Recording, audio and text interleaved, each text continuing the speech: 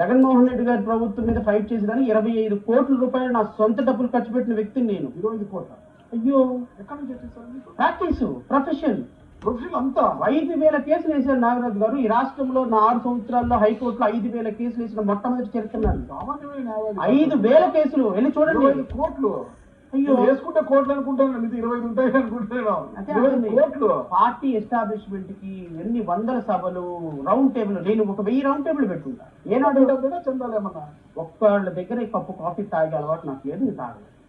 ఎందుకు అంటే చందాలు వసూలు చేసి డబ్బులు తీసుకునే ఆ వ్యక్తి వాల్యూ నాకు తెలుసు. సామాన్యమైన కుటుంబం నుంచి వచ్చిన మీరు అనతి కాలంలోనే ఉద్యోగానికి రాజీనామా చేసింది, 25 కోట్లు ఖర్చు పెట్టి మళ్ళా కోట్ వేసుకుని 6 సంవత్సరాలు ఇంకేంది, ఇదే కాదు ఇంకా 5 సంవత్సరాలు ఇలాగే కూర్చుంటా.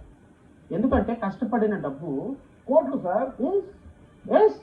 నేను ఆయన ఆన్ రికార్డ్ సార్. ఎలా వచ్చాయి?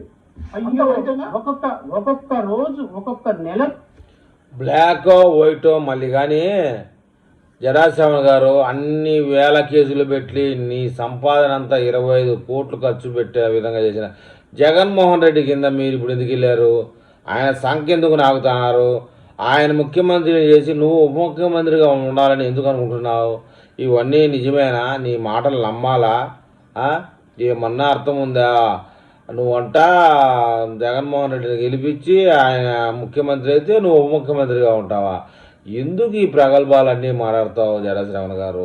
ఎందుకు రాష్ట్రంలో ఈ జోసఫ్ గారిని ఇంకోని లాంటి వాళ్ళని ఉత్ప్రేరకమైనటువంటి ఉద్రేకతో చేసి వాళ్ళ జీవితాలను నాశనం చేస్తావు చెప్పు? నిన్ను చూసే కదా జోసఫ్ రావను ప్రశ్న ఆవిడ ఇవాళ 14 రోజులు రిమాండ్లో పడింది. నువ్వు పెట్టిన మీటింగ్లో మాట్లాడడం వల్లే కదా. ఇక ఆడిది అయిపోయింది. మీరు చూడండి ఇప్పుడు జరాశ్రవణ్ గారు మీ మీద కేసులు వెల్లువెత్తుతూ ఉన్నాయి. మీ పరిస్థితి చూసుకోండి. 25 కోట్లు ఖర్చు పెట్టాడంట, 5,000 కేసులు జగన్మోహన్ రెడ్డి నీ మీద పెట్టాడంట. నువ్వు ఈరోజు నిప్పత్తిగా వచ్చి జగన్మోహన్ రెడ్డికి అనుకూల పరుడుగా మాట్లాడతావు. గతంలో జగన్మోహన్ రెడ్డికి వ్యతిరేకంగా మాట్లాడతావు. నీ జడ్జి పదవి పీకేసింది జగన్మోహన్ రెడ్డి, రాజశేఖర రెడ్డి అంటావు. ఏందో నువ్వు మాట్లాడే మాటల్లో క్లారిటీ లేదు. ప్రజల్లో నీ మీద అయితే ఒక ఖచ్చితమైన అభిప్రాయంతో ఉన్నారబ్బా.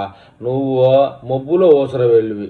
అటు జగన్మోహన్ రెడ్డిని తిట్టి ఇవాళ జగన్మోహన్ రెడ్డి పొగిడితే ప్రజలు నీ విషయంలో ఏం మార్పు చెందరో. ఇది ఓసర వెళ్ళితనంలే అనుకుంటారు. నువ్వు ఉప ముఖ్యమంత్రి అయ్యేదిలే, నీకు వచ్చిన 71 ఓట్లతో జగన్మోహన్ రెడ్డిని ముఖ్యమంత్రి చేసేదిలే. నువ్వు ఉప ముఖ్యమంత్రి కాకపోతే బొచ్చంతా పోలా, కానీ మా జగన్మోహన్ రెడ్డి ముఖ్యమంత్రి పదవి అంటున్నాడు, అది మాత్రమే కొంచెం బాధ కలిగిస్తుంది.